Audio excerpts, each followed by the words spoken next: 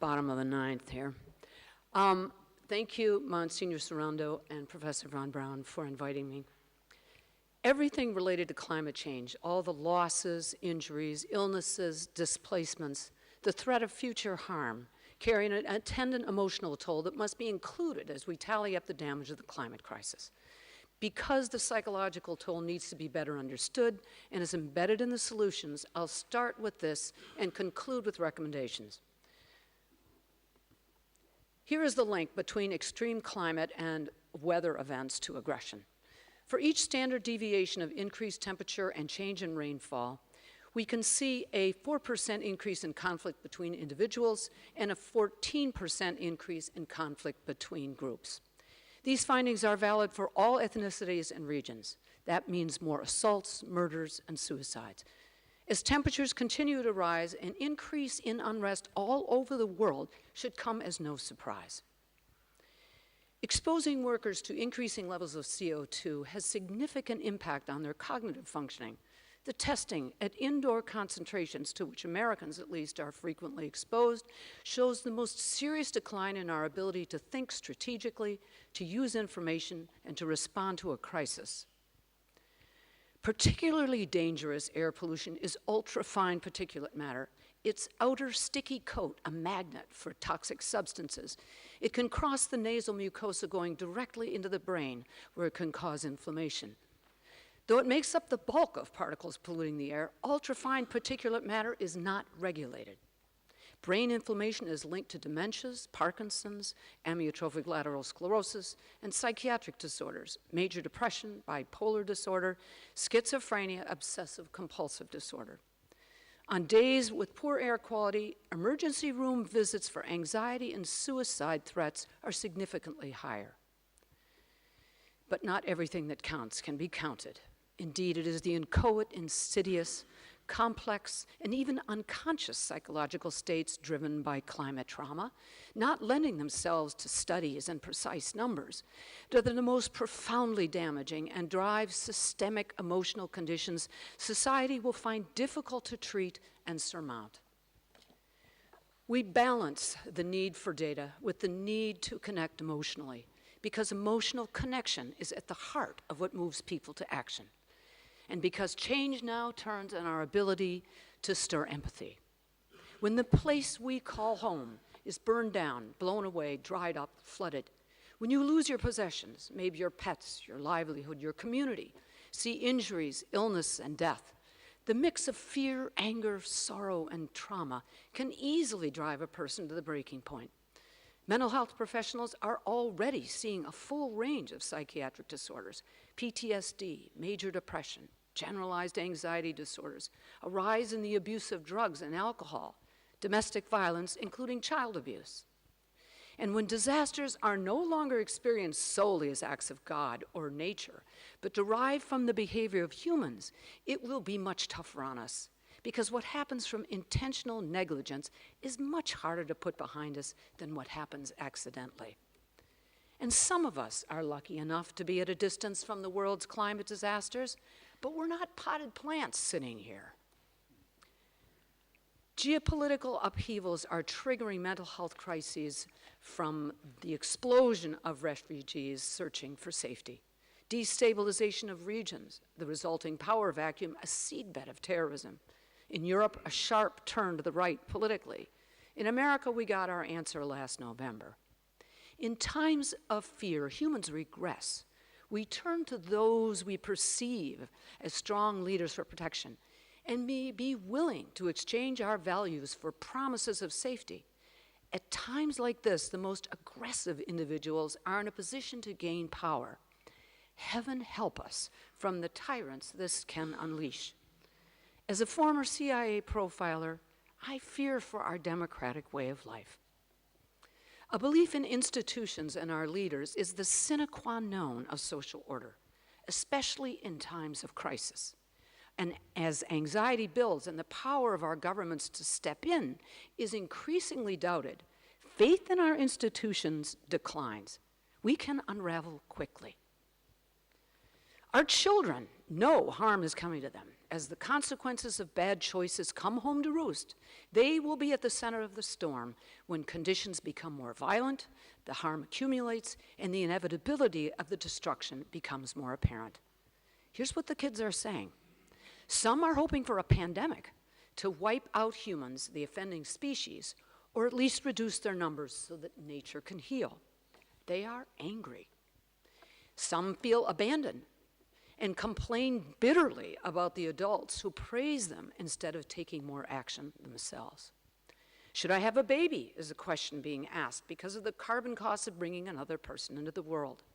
A doctoral student in anthropology and his friend, whom I'm in contact with, have been discussing rational suicide in the face of climate and carbon impacts.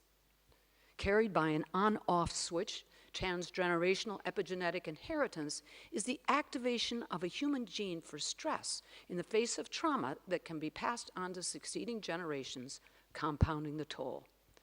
A new term has been coined, solastalgia, to describe the pain of seeing lands that once gave the emotional sense of home, now lost or irreparably damaged.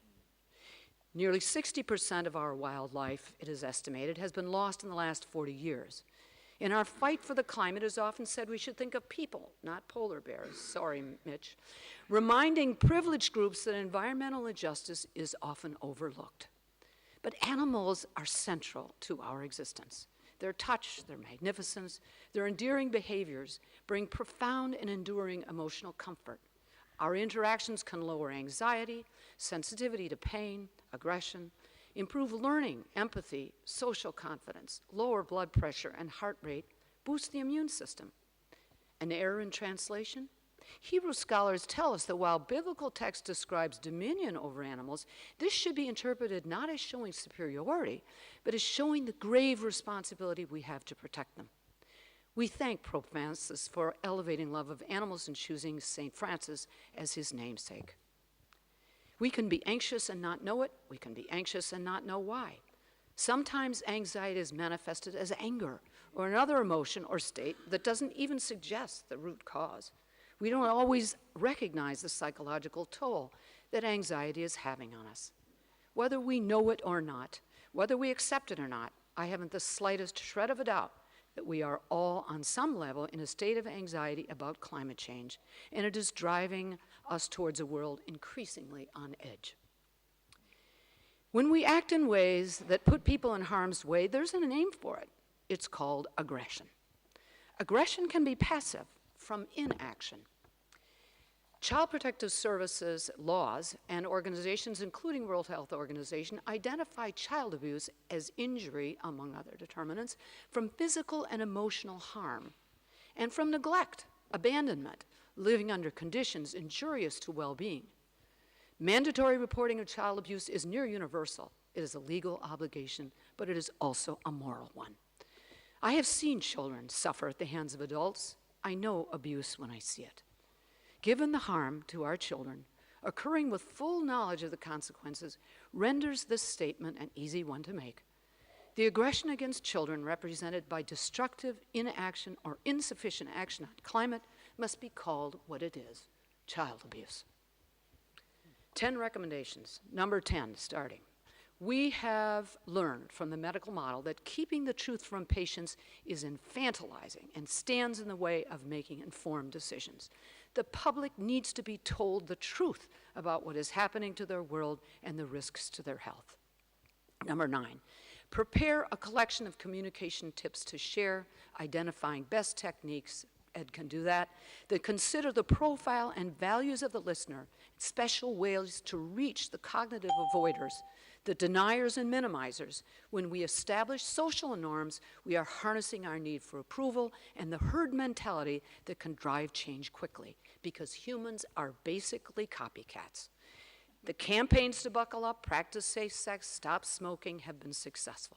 Number 8, pass laws to require measurement of ultrafine particulate matter. 7, regulate it. 6, mobilize mental health professionals to develop the equivalent of SGGs to address the growing complex emotional toll, especially in children, and also the elephant in the room. What do we do about people like us? chronically exposed to difficult news, a kind of pre-PTSD, a version of the classic PTSD, can set in. 5, community resilience and personal resilience must be developed. 4, confronting the belief that pharmaceuticals are always the cure for what ails us, connecting instead to a restorative relationship with nature and the many charms and tricks it holds to help us heal and feel harmony. 3, setting an example zeroed out by calculating our personal carbon footprint with the big savings from that plant-based diet and less air travel. Number 2, a coordinated global restorative ecology movement restoring Eden, like the Victory Gardens of World War II, led by Pope Francis, Patriarch Bartholomew, and many of the faith leaders, including Leif Anderson and Mitch Hescox here today, in partnership with Half-Earth Network biologist E.O. Wilson, and with Google Earth to map and track outcomes. And last, wrapping up. The Holy See, I'll just make this last, can I take this last slide and then I'm done? Oops. This last slide, there we go. The Holy See has become a friend of Earth Day Network, partnering with us for Earth Day celebrations in 3 of the last 4 years. The march towards the 50th anniversary of Earth Day will set in motion a new movement for global environmental education and activism and create both the resolve and optimism for sustainable change ahead. We are planting one tree for every person on Earth, educating the public, freeing ourselves of plastic, and protecting endangered species. On behalf of Earth Day Network and President Kathleen Rogers, we invite all of the participants here to become ambassadors. Thank you.